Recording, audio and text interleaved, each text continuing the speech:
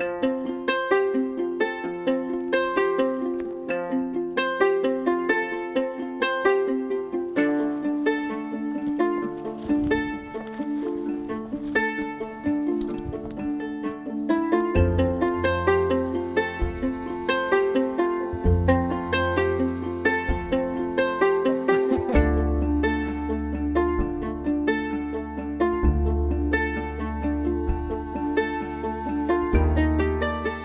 travaille en tant que jardinier à la ville de Besançon et on m'accorde du temps pour réaliser des inventaires des champignons pour la ville. Et comme c'est ma passion depuis 10 ans, alors c'est que du bonheur. Ça consiste à faire des sorties prospection dans les pelouses, parcs urbains et milieux naturels. Alors ça, c'est une veste de loup, Lycoperdon perlatum. C'est un champignon très courant, comestible, qui pousse dans les forêts de feuillus et de conifères. Alors il se mange à l'état jeune, mais il n'a pas grand goût. Les gens le consomment parce que généralement il est très facile à reconnaître et il est commun. Il faut faire attention parce que les aiguillons ils se détachent très facilement du champignon et si on se frotte les yeux avec, c'est très irritant.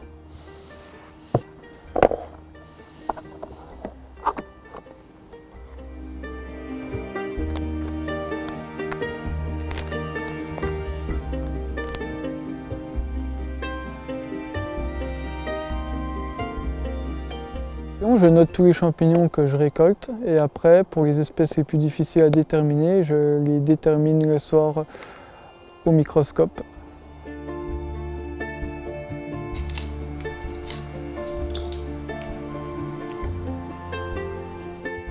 Comme il y a beaucoup d'espaces verts et boisés dans la ville de Besançon, on peut trouver nombre d'espèces intéressantes de champignons dans ces espaces. Depuis 4 ans que je réalise cet inventaire, j'ai déjà découvert une 50aine d'espèces nouvelles pour la région, dont certaines nouvelles pour la science. J'ai répertorié environ 360 espèces de champignons sur les espaces de la ville, dont quelques espèces rares. J'ai recensé un grand nombre et une grande diversité de champignons dans les parcs et jardins. Cela confirme l'intérêt et l'efficacité de notre gestion des espaces verts en faveur de la biodiversité. Voici la manite phalloïde, le champignon que tout cueilleur devrait connaître. C'est le champignon mortel qui provoque des cas d'intoxication tous les ans. Alors pour ses caractères, c'est son chapeau vert marqué de fibrilles sur le chapeau.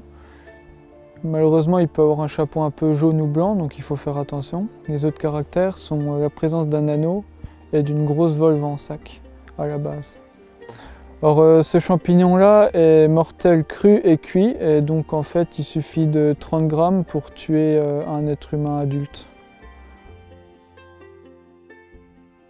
En parallèle, je suis co-auteur du livre « À la découverte des champignons de Bourgogne-Franche-Comté » que j'ai rédigé avec de nombreux collègues et qui est sorti cette année. Tout ce qu'il faut savoir sur les champignons de la région sont dans ce livre qui est disponible en librairie.